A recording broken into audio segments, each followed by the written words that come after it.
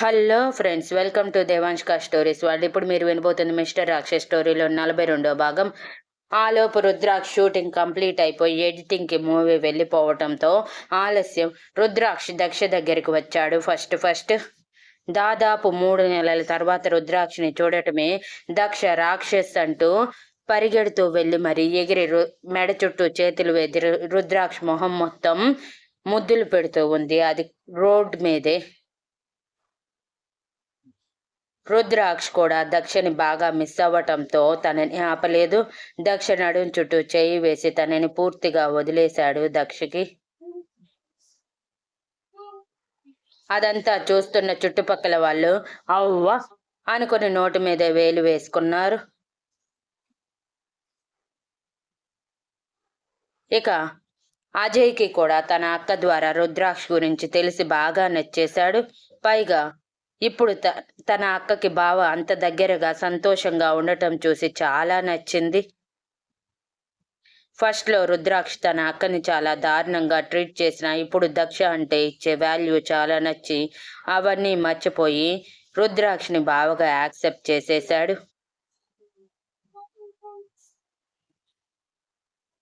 దక్ష ఏడుస్తూనే ముద్దులన్నీ పెట్టేశాక మెడవంపుల్లో మొహం పెట్టి, చాలా మిస్ అయ్యాను రాక్షస్ నిన్ను. ఇక నన్ను వదలకు. నీకు దూరంగా నేనుండలేను.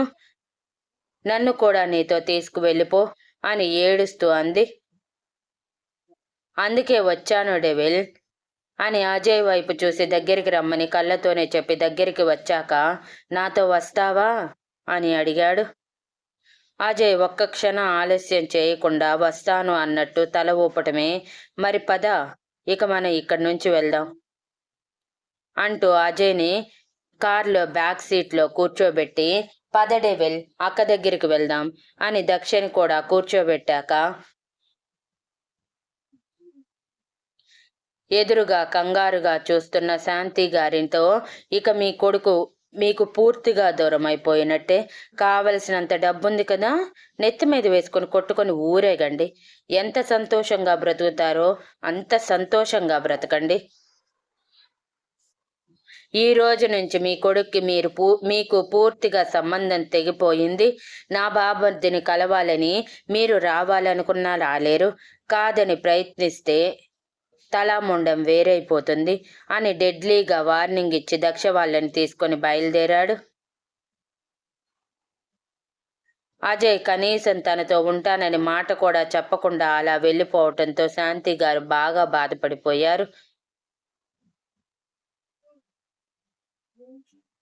కొడుకు కోసమే అంత చేసి కొడుకు దృష్టిలో తప్పుగా మారిపోయారు అన్న బాధ చాలా వరకు ఉంది. కానీ అజయ్ వెళ్ళిపోవటంతో దక్ష తప్పు లేదని మాత్రం క్షణం కూడా అనుకోలేదు. అదంతా జరగటానికి దక్షనే కారణమని మైండ్లో బలంగా ఫిక్స్ అయిపోయి, ఓసే దక్ష, నీ వల్ల నా కొడుకు నాకు దూరం అయిపోయాడే, నువ్వు నాశనం అయిపోతావు అని అనుకుంటూ ఉన్నప్పుడే పక్కింటి వాళ్ళు వచ్చి, ఏంటి శాంతి, నీ సవత్ కూసిరి కోసం డబ్బులు ఉన్న వాళ్ళ కారు వచ్చింది. మొన్నటి వరకు ఆ దక్ష ఎక్కడెక్కడో ఉంది అని విన్నాము. ఇప్పుడు ఇలా వేరొక వ్యక్తి తీసుకొని వెళ్తున్నాడు. ఏం కథ నడుస్తుందేంటి అని కుతూహలంగా అడిగారు. శాంతి గారు నోరేసుకొని పడిపోతూ, మీకెందుకమ్మా అవన్నీ, మీ పనులు మీరు చూసుకోండి. పక్క వాళ్ళ కొంపల్లో వేలు పెట్టడం ఎందుకు, మీ కొంపలో ఉన్న ఆతుకులు చూసుకోండి.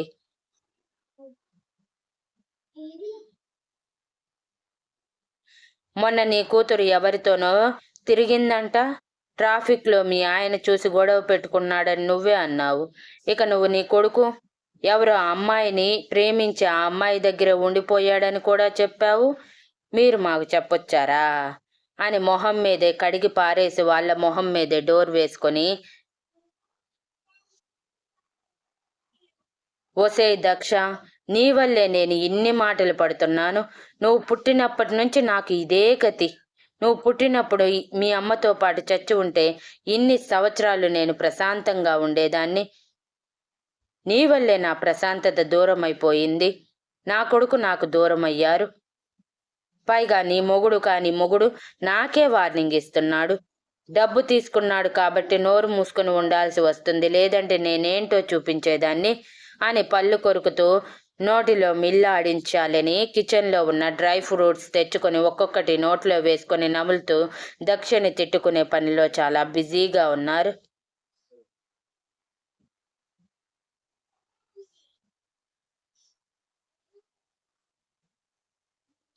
రుద్రాక్ష్ బయలుదేరగానే తన వెనకే ఒక బైక్, దానితో పాటు 2 కార్స్ కూడా ఫాలో అవ్వటం, తనకంటే ముందు ఒక కార్, దానికంటే ముందు ఒక బైక్ వెళ్తూ ఉండటం గమనించాడు. అది చూసి కావాలని ట్రాఫిక్ సిగ్నల్ దగ్గర ఆగినప్పుడు వాళ్ళు చూస్తూ ఉండగానే మరో టర్న్ తీసుకున్నాడు. లోపలికి వెళ్ళిన రుద్రాక్ష్ మరోవైపు టర్న్ తీసుకున్నాడు. అది కూడా road was not in service అన్న వైపు. దక్ష కంగారుగా, ఇటెక్కడికి రాక్షస్, వదిన ఉంది అటు సైడ్ హాస్పిటల్లో కదా అని అంటే, నువ్వు సైలెంట్గా ఉండు దక్ష, మనం ఎక్కడికి వెళ్తున్నామనేది నువ్వు పట్టించుకోవాల్సిన అవసరం లేదు అంటూ తన ఫోన్ తీసుకొని ఇమీడియట్గా కాట్రాజ్కి ఒక మెసేజ్, డీజీపీ గారికి మరో మెసేజ్ పంపించేసి రిలాక్స్గా తన స్పీడ్ పెంచాడు. కార్ స్పీడ్ పెరిగే కొద్దీ వెనక వస్తున్న కార్ స్పీడ్ పెరిగితే ముందు వస్తున్న కార్ స్పీడ్ తగ్గుతుంది. అది గమనించిన దక్ష భయంగా, ఏం జరుగుతుంది రాక్షస్ మన చుట్టూరు అని అడిగింది. వెనక ఉన్న అజయ్ మాత్రం చాలా భయంగా, ఇప్పుడు అడ్వెంచర్ చేయబోతున్నామా బావా నువ్వు అని అడిగాడు.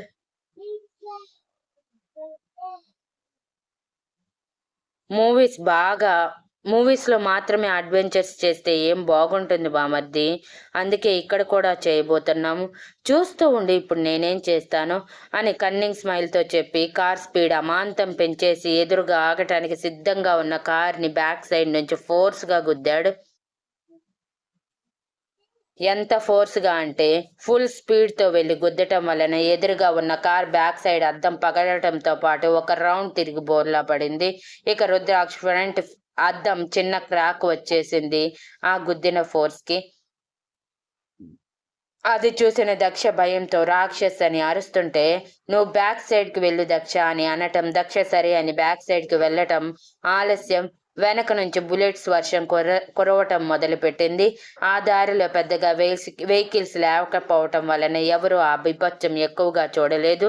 చూసిన ఒకరిద్దరు ఎక్కడ వాళ్ళు అక్కడ భయపడిపోయి భయంతో వెనక్కి పరుగులు పెట్టారు. లక్కీలీ రుద్రాక్ష్ మాయ వాళ్ళ గురించి తెలిసినప్పుడే బుల్లెట్ ప్రూఫ్ గ్లాస్ ఉండే కార్ బుక్ చేసుకోవటం వలన ప్రెజెంట్ అందులోనే తిరుగుతూ ఉండటంతో బుల్లెట్ వర్షం కురిసిన పెద్దగా డ్యామేజ్ లేకుండా పోయింది. కానీ బ్యాక్ సైడ్ 2 టైర్స్ పంచర్ అయ్యాయి. ఇక ముందున్న బైక్కి తను గుద్దిన వ్యక్తి వెళ్ళి తగలటంతో బైక్ రోడ్ని రాసుకుంటూ వెళ్ళిపోయింది. ఇక వెనక ఉన్న కార్స్లో వాళ్ళకి సిచ్యువేషన్ అర్థమై ఫోర్స్ పెంచుతూ రుద్రాక్ష్ కార్ని ఓవర్టేక్ చెయ్యాలని ట్రై చేస్తున్నారు.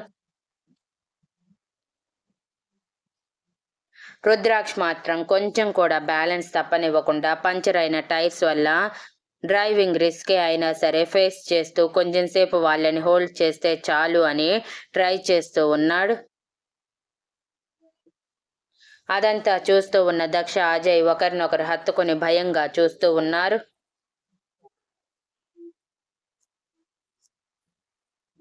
రుద్రాక్ష్ సైడ్ ఇవ్వటం లేదని వాళ్ళు ఒక్కసారిగా వెనక నుంచి ఫోర్స్ గా వచ్చి రుద్రాక్ష్ కార్ని ఢీకొట్టాలనుకున్నారు. కానీ సడన్ గా రుద్రాక్ష్ కార్ రివర్స్ చేయటంతో ఒక్కసారిగా కార్స్ ఆపారు. నెక్స్ట్ సెకండ్ రుద్రాక్ష్ స్పీడ్ మొత్తం రైస్ చేసి చాలా స్పీడ్గా ముందుకు వస్తుంటే వాళ్ళు కళ్ళు పెద్దవి చేసి చూస్తూ ఉండగానే రుద్రాక్ష్ కార్ ఎదురుగా ఉన్న కార్ని బలంగా ఢీకొట్టింది. ఈసారి రుద్రాక్ష్ ఫ్రంట్ మిర్రర్ కొంచెం బ్రేక్ అయ్యి అద్దానికి ఫుల్గా క్రాక్ వచ్చేస్తే ఎదురుగా ఉన్న కార్ చాలా వెనక్కి వెళ్ళిపోయి వెనక ఉన్న కార్స్ని ఢీకొట్టింది. కానీ లోపల ఉన్న మనుషులకి మాత్రం పెద్దగా దెబ్బలు తగలలేదు. జస్ట్ ఫ్రంట్ మిర్రర్ మాత్రమే పగిలింది. ఇంతలో రుద్రాక్ష చెప్పిన లొకేషన్కి పోలీసులతో పాటు కాట్రాజ్తో వచ్చిన మీడియా కూడా వచ్చేయటంతో అది లైవ్ రికార్డ్ చేస్తూ ఉంటే రుద్రాక్ష ఒక్కసారిగా సడన్ బ్రేక్తో కారు ఆపాడు. అదంతా ఏమాత్రం ఊహించని ఆ రౌడీలు షాక్తో షేక్ అయ్యి ఇప్పుడు ఎవరికైనా దొరికితే వాళ్ళ సార్ చేతిలో తమ శరీరాలు గల్లంతవుతాయన్న భయంతో పరుగులు పెట్టబోయారు. కానీ పోలీసులు చుట్టుముట్టేయటంతో ఎక్కడి వాళ్ళు అక్కడ పట్టుబడిపోయారు.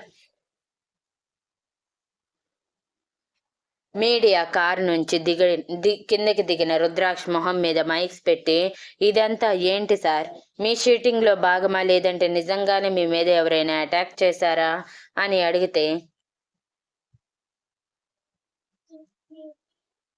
రుద్రాక్ష చాలా సీరియస్గా, మాకేమీ పని పాట లేదనుకుంటున్నారా పబ్లిక్ ప్లేస్లో షూటింగ్ పెట్టుకోవటానికి? ఆయన షూటింగ్ ప్లేస్ పెడితే ఈ ప్లేస్ అంతా ఖాళీ చేస్తారు కానీ ఇలా మనుషులు తిరుగుతూ ఉంటారా? మీడియా అయ్యండి కొంచెం కూడా బ్రెయిన్ లేకుండా ప్రశ్నలు వేస్తారేంటండి అని అరిచి వెంటనే కూల్గా, ఇదంతా ఎవరో కావాలని నా మీద అటాక్ చేశారు, పర్సనల్ గ్రడ్జ్ పెట్టుకున్నారు. కొన్ని రోజుల నుంచి నా ఫ్యామిలీ మీద అటాక్స్ పెరుగుతున్నాయి. ఎవరో తెలియదు కానీ పర్సనల్గా టార్గెట్ చేస్తున్నారు. ఈ రోజు కూడా నన్ను నా వైఫ్ని చంపాలని ప్రయత్నించారు అంటూ కారులో బిక్కుబిక్కుమంటూ కూర్చున్న దక్షని కిందకి దిగమని సైగ చేశాడు. దక్ష కిందకి దిగుతూ అజయ్ని కూడా బయటికి రావద్దని చెప్పి తను భయంగా వచ్చి రుద్రాక్ష పక్కన నిలబడగానే మీడియా మొత్తం ఒక్కసారిగా షాక్ అయ్యి, మీకెప్పుడు పెళ్ళయ్యింది సార్, అసలు కనీస ఇన్ఫర్మేషన్ కూడా ఇవ్వలేదు అని మెయిన్ మ్యాటర్ వదిలేసి పక్క మ్యాటర్ పట్టుకున్నారు మీడియా వాళ్ళు.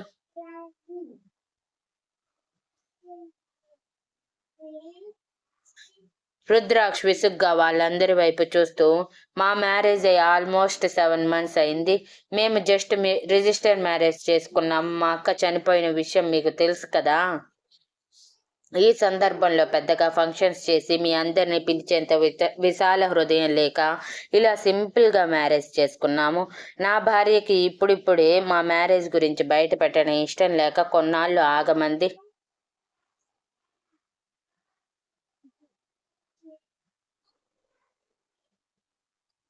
నా ప్రెజెంట్ మూవీ రిలీజ్తో పాటు చెప్పాలనుకుంది కానీ ఈలోపే ఇదిగో ఇలా చెప్పాల్సి వచ్చింది. ముందు నేను చెప్పేది లైవ్ టెలికాస్ట్ ఇవ్వండి అని సీరియస్గా చెప్పి దక్ష భుజం చుట్టూ చేయి వేసి, ఎవరైతే మమ్మల్ని టార్గెట్ చేశారో వాళ్ళు తన వెంట్రుక ఒక్కటి పీకి అది కూడా పీకలేరు. నాతో అనవసరంగా పెట్టుకోకండి. నేను ఒక్కసారి ఎవరినైనా టార్గెట్ చేస్తే వాళ్ళ జీవితాలు తలక్రిందులైపోతాయి. కాబట్టి నాతో పెట్టుకొని మీ జీవితాలు నాశనం చేసుకోకండి అని డెడ్లీగా వార్నింగ్ ఇచ్చి మీడియా వైపు సీరియస్గా చూస్తూనే డీజీపీ దగ్గరికి వెళ్ళాడు రుద్రాక్ష దక్షని తీసుకొని.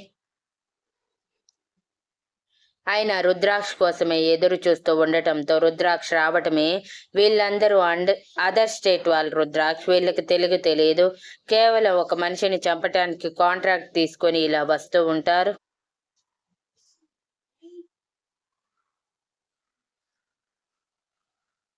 అలాంటి వాళ్ళని ఎంతో మందిని మేము అరెస్ట్ చేశాము. వీళ్ళ దగ్గర నుంచి నిజాలు బయటికి రప్పించడం చాలా కష్టం రుద్రాక్ష అని అసహనంగా చెప్పి, నువ్వు ఎలానో మాకు ఇన్ఫార్మ్ చేసేవు కాబట్టి నీకు నీ ఫ్యామిలీకి టైట్ సెక్యూరిటీ అరేంజ్ చేస్తాను. ఇకపై ఇలాంటివి జరగకుండా చూసుకుంటాను అంటే థ్యాంక్ యూ సార్ అని షేక్ హ్యాండ్ ఇచ్చి దక్షని అజయ్ని తీసుకొని కాట్రాజ్ తీసుకువచ్చిన కారులో బయలుదేరాడు.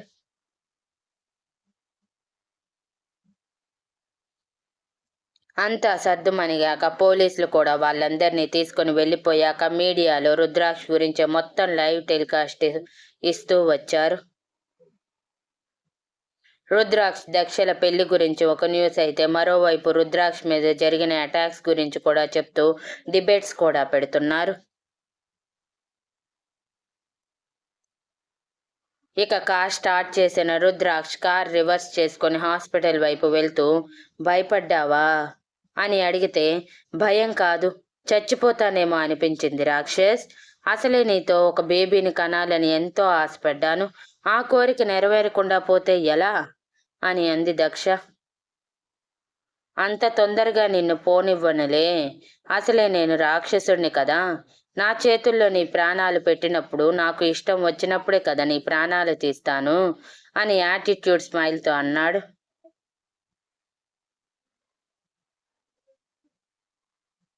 ఇదంతా చూస్తున్న అజయ్కి ఏమీ అర్థం కాక వెర్రిమొహం వేసుకుని అక్క బావల వైపు చూస్తూ ఉన్నాడు. దాదాపు అరగంట తర్వాత ఒక హాస్పిటల్లోకి వెళ్ళింది రుద్రాక్ష్ డ్రైవ్ చేసిన కార్. అక్కడి నుంచి రుద్రాక్ష్, దక్ష, అజయ్ ముగ్గురు ఆ హాస్పిటల్లో టాప్ ఫ్లోర్కి లోని స్పెషల్ రూమ్లోకి వెళ్ళారు. ఆ హాస్పిటల్లో ఒక ఫ్లోర్ మొత్తం తనే రిజర్వ్ చేసుకున్నాడు శ్రీధ కోసం. సో ఆ ఫ్లోర్కి వెళ్ళటమే స్పెషల్ రూమ్లోకి వెళ్ళారు. అక్కడ శ్రీధ హాస్పిటల్ డ్రెస్లో ఇంకా కళ్ళు తెరవకుండా అలానే నిశ్చలంగా పడుకొని కనిపించడంతో దక్షకి దుఃఖం ఎక్కువైపోయి వదిన అంటూ వెళ్ళి శ్రీధ చేతిని పట్టుకొని, ఎప్పటికి కళ్ళు తెరుస్తావు వదిన? నీకోసం మీ తమ్ముడు మీ శ్రీ అన్నయ్య ఎంత బాధపడుతున్నారో తెలుసా? కనిపించినట్టే కనిపించి మాకు ఇంత బాధని ఎందుకు ఇస్తున్నావు వదినా? ప్లీజ్ కళ్ళు తెరువు. ఇప్పటికైనా కళ్ళు తెరిచి నాతో మాట్లాడు వదినా. నీ మాట కోసం ఎంతో ఎదురు చూస్తున్నాం మేము. నేను నీకు క్షమాపణ చెప్పాలి వదినా. నువ్వు నన్ను క్షమించాలి. అప్పుడే అప్పుడే మీ తమ్ముడు నన్ను పెళ్లి చేసుకుంటాడు. అప్పటి వరకు మేం పెళ్లి చేసుకోము వదినా. వినిపిస్తుందా నీకు? నువ్వు కళ్ళు తెరవాలి, నన్ను క్షమించాలి, నా చేతిలో మీ తమ్ముడి చేతిని పెట్టాలి. అప్పుడే మా ఇద్దరి పెళ్లి జరుగుతుంది వదినా. దీనికోసమైనా త్వరగా కళ్ళు తెరువు అని ఎమోషనల్గా అంటుంటే వెనకే వచ్చిన రుద్రాక్ష్ కూడా శ్రీధకి మరో పక్కన కూర్చొని బాధగా తన మొహంలోకే చూస్తూ ఉండిపోయాడు. ఇంతలో లోపలికి వచ్చిన శ్రీ, అరే మీరెప్పుడు వచ్చారు? నేను ఇప్పుడే డాక్టర్తో మాట్లాడి వస్తున్నాను అంటే రుద్రాక్ష్ శ్రీ వైపు చూస్తూ అక్క పొజిషన్ ఏంటి శ్రీ అని అడిగాడు. మినిమం 1 వీక్ మ్యాక్సిమం 1 మంత్లో కళ్ళు తెరవచ్చు అంటుంటున్నారు. అప్పటి వరకు కాస్ట్లీ మెడిసిన్తో ట్రీట్మెంట్ ఇవ్వటం, పైగా చిన్న చిన్న ఆపరేషన్స్ కూడా కంప్లీట్ కావటంతో తన బాడీ నార్మల్ స్టేజ్కి వచ్చిందని చెప్పారు. తనకి వాడిన డ్రగ్స్ వల్ల తన బాడీ పార్ట్స్ కొంచెం పాడయ్యాయంట. సో వాటిని సెట్ చేయటానికి ఇంత టైం పట్టింది. మ్యాక్సిమం ఇంకో 1 మంత్లో ఖచ్చితంగా మీ అక్క కళ్ళు తెరుస్తుంది రుద్ర అని అనగానే రుద్రాక్ష్, దక్ష ఎంతో సంతోషించారు. ఆ తర్వాత రుద్రాక్ష్ డాక్టర్ని కలిసి వస్తానని డాక్టర్ దగ్గరికి వెళ్ళి శ్రీధ అప్ టు డేట్ రిపోర్ట్స్ అన్ని ఒకదాని తర్వాత ఒకటి మొత్తం చూసి తన రికవరీ అవుతుందని అర్థం అవ్వగానే డాక్టర్కి థ్యాంక్ యూ చెప్పాడు.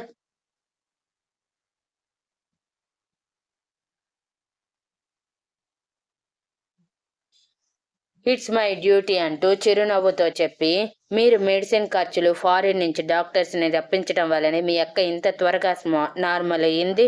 లేదంటే అయ్యేది కాదు. మీ అక్క తీసుకున్నది ఎంత కాస్ట్లీ ట్రీట్మెంట్నో అందరికీ తెలుసు కాబట్టి మీరు టెన్షన్ పడాల్సిన అవసరం లేదు. చాలా వరకు మీ అక్క రికవరీ అయిపోయింది. But one thing mister Rudraksh, మీ అక్క లంగ్స్ చాలా వరకు డ్రగ్స్ వల్ల డ్యామేజ్ అయ్యాయి. మేము చాలా వరకు ట్రై చేసాం వాటిని నార్మల్ చేయటానికి. బట్ ఆల్మోస్ట్ 6 మంత్స్ రెగ్యులర్గా అది హై డోసెస్ తీసుకుంటూ ఉండటం వలన తన లంగ్స్ బాగా ఎఫెక్ట్ అయ్యాయి. సో మ్యాక్సిమం తనకి లంగ్స్ ప్రాబ్లం మళ్ళీ రావచ్చు.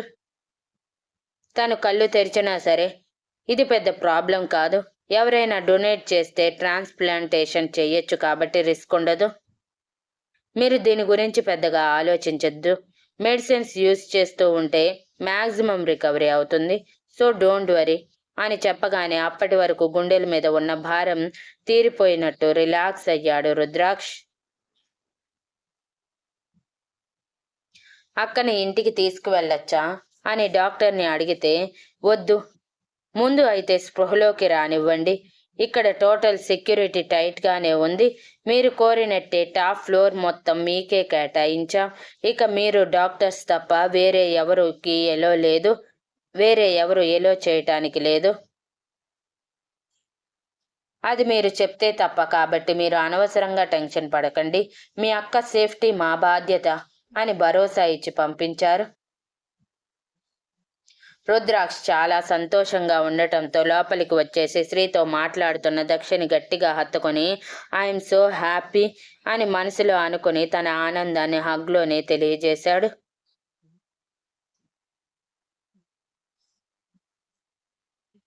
ఇన్ని రోజులు ఆ అక్కని చూసుకుంటున్నందుకు థ్యాంక్ యూ శ్రీ. ఇక మీరు ఇంటికి వెళ్ళండి అనగానే శ్రీ చాలా కోపంగా, నా భార్యని చూసుకోవటం నాకు భారం కాదు రుద్ర. అయినా మమ్మల్ని వెళ్ళమని చెప్పటానికి నీకు హక్కు లేదు.